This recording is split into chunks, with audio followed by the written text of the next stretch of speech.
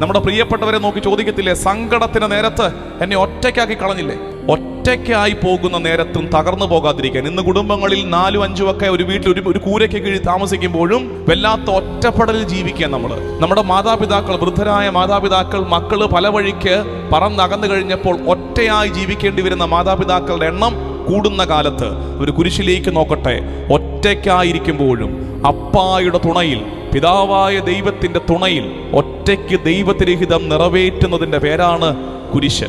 ഒറ്റയായി പോകുന്നവർ കുരിശിലേക്ക് നോക്കുക. പ്രത്യേകിച്ച് ദാമ്പത്യ ജീവിതത്തിൽ ഒറ്റപ്പെടലിലേക്ക് പോയവര്, ചേർത്ത് വെച്ചൊരു ബന്ധം പെട്ടെന്ന് മുറിഞ്ഞ് ഒറ്റയായി പോയവര്, അപ്പനും അമ്മയുടെയും കീഴിൽ വളരുമ്പോഴും അപ്പനും അമ്മയ്ക്കും നമ്മളെ വേണ്ട എന്നുള്ള തോന്നലിൽ നീറുന്നവര്, നമ്മുടെ അപ്പന്മാര് കുടുംബത്തിനു വേണ്ടി ഏറെ പാടുപെട്ടിട്ടും വീടിനകത്തൊരു അനാഥത്വം അനുഭവിക്കുന്ന അപ്പന്മാരുണ്ട്.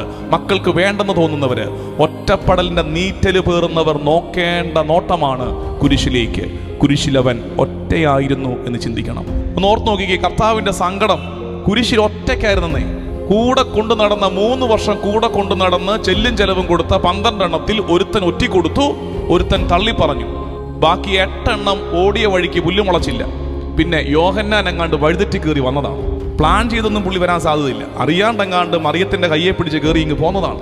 കൂടെ നടന്നവന്മാരൊന്നുമില്ലാതെ ഒറ്റയായി പോകുന്നൊരു സമയമുണ്ട്. ഒറ്റപ്പെട്ടു പോകുമ്പോൾ കുരിശ് പാഠമാണ്. ഒറ്റപ്പെട്ടു പോകുന്നവർ നോക്കേണ്ട ഇടം കുരിശാണ്.